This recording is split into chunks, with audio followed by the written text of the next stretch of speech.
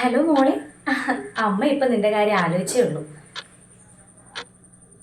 നിനക്ക് ജോലി കിട്ടിയോ? എന്റെ ദൈവമേ, ഞാൻ എന്തോരം നേർച്ചയും പ്രാർത്ഥനയും നേർന്നതാ. എന്നോട്ടാ കേറണ്ടേ? എവിടെയാ കമ്പനി? വളരെ നല്ല കാര്യം. അല്ലെങ്കിൽ തന്നെ വീട്ടിലിരുന്നിട്ട് എന്തിനാ അവിടുത്തെ പണിയൊക്കെ എടുക്കാനായിട്ട് ജോലിക്ക് പോകുന്നത് തന്നെ നല്ലത്. അതാകുമ്പോ ഇവിടെ അടുത്താകുമ്പോ നിനക്ക് ഇങ്ങോട്ടും വരെയൊക്കെ ചെയ്യാലോ. അമ്മ ഇപ്പൊ തന്നെ ഭഗവാന് നേർച്ചയൊക്കെ നേർന്നിട്ടുണ്ട്.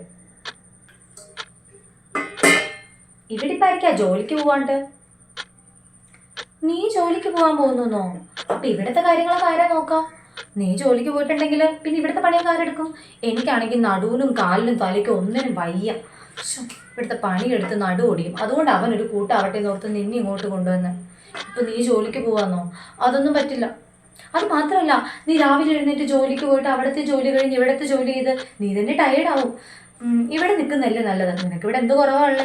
സമയത്തിന് ഫുഡ് കഴിക്കാം, അതുപോലെ TV കാണാം, റെസ്റ്റ് എടുക്കാം, എന്ത് വേണേലും ചെയ്യാലോ. ഇപ്പൊ ജോലിയൊന്നും നോക്കേണ്ട ആവശ്യമൊന്നുമില്ല. പെൺകുട്ടികളെ ഇപ്പൊ ഇത്രയും നാളും ജോലി ചെയ്തൊക്കെ തന്നെ ധാരാളം. ഞാനൊക്കെ എൻ്റെ പ്രായത്തിൽ ഒരു 10-17 വയസ്സായപ്പോൾ കല്യാണം കഴിച്ച് വന്നതാ. ഇപ്പൊ ഒരു ജോലിക്കും പോയില്ലെങ്കിലും നല്ലോണം ജീവിക്കുന്നില്ലേ? ഇതൊക്കെ മതി. ഒരു ജോലിക്ക് പോകാൻ നടക്കുന്നു. അപ്പൊക്കെ ഇവിടെ നിന്ന് പണിയൊന്നും എടുക്കാൻ മടിയായതുകൊണ്ടാണ് എല്ലാം എന്നെ കൊണ്ട് ചെയ്യിപ്പിക്കണം. ഒരു ജോലി അല്ലെങ്കിൽ തന്നെ ജോലിക്ക് പോയിട്ടുണ്ടെങ്കിൽ അഹങ്കാരം കൂടും. അതുകൊണ്ട് ഇവിടെ വിടാതിരിക്കുന്ന നല്ലത്.